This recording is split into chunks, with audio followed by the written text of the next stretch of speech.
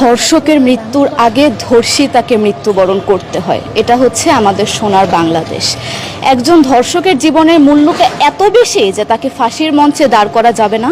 আমরা বাংলাদেশে কয়জন ধর্ষকের নাম জানি যাকে কঠোর থেকে কঠোরতম শাস্তি দেওয়া হয়েছে, যাকে ফাঁসির মঞ্চে দাঁড় করা হয়েছে? আমরা কি আদৌ কেউ জানি না।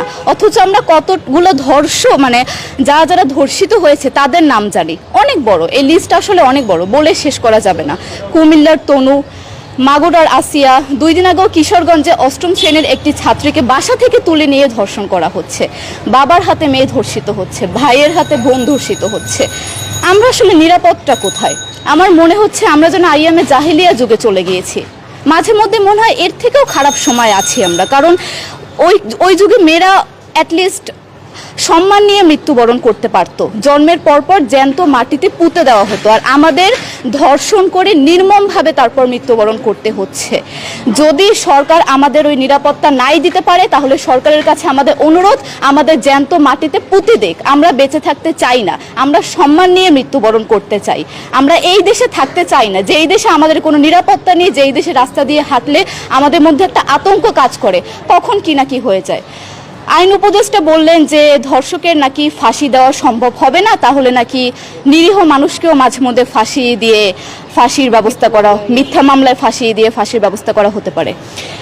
আইন উপদেষ্টার কাছে আমার প্রশ্ন, আল্লাহ না করুক আজকে যদি আপনার কাছের কেউ, আপনার বোন অথবা আপনার স্ত্রী অথবা আপনার মেয়ের সাথে যদি এরকম কোনো কিছু হতো, আপনি কি আসলে এটা বলতে পারতেন যে না, ধর্ষককে ফাঁসি দেওয়া যাবে না? কোনোদিনও পারতেন না। আপনি সবার আগে তার ফাঁসির ব্যবস্থা করতেন, সম্ভব হলে নিজের হাতে মেরে ফেলতেন।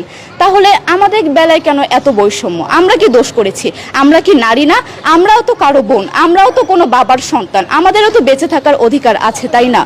কিছু হলে মেয়েদের পোশাকের দোষ দেওয়া হয়। আমার কাছে প্রশ্ন, একটা 8 বছরের শিশুর মধ্যে এরকম কি থাকতে পারে যেটা একটা পুরুষকে অ্যাট্রাক্ট করবে, যেটা একটা পুরুষকে সিরিয়াস করবে? সেরকম হলে আসলে ধর্ষণ করা হতো সবসময় প্রাপ্তবয়স্ক মহিলাকে। কিন্তু আমরা আসলে পরিসংখ্যান গবেষণা করলে দেখতে পারি যে ধর্ষক সবচেয়ে বেশি করা হচ্ছে শিশুদেরকে, কিশোরীদের সবচেয়ে বেশি ধর্ষণ করা হচ্ছে। দৃষ্টিভঙ্গি পরিবর্তন করুন, চিন্তা ভাবনা পরিবর্তন করুন, ধর্ষকদের আইনের আওতায় আনুন।